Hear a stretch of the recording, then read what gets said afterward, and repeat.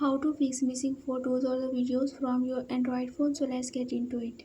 First of all, you just need to open up your file manager.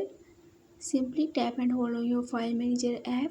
Click on the app info, and after that simply click on the four stop and then OK.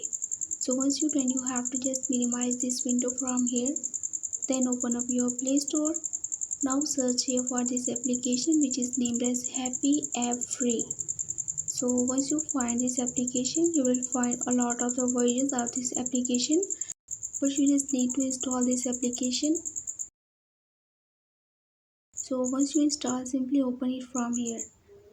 So then you will find this interface of this application. Click on the get started at the bottom. So then you will find here a lot of the options here. You have to just click on the scan.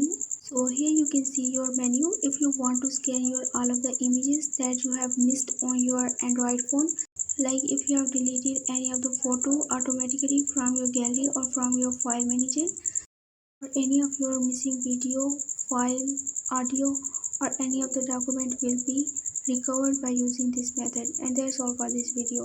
I hope this video will be very helpful for you. If you have any question, you can leave a comment below. Thanks for watching.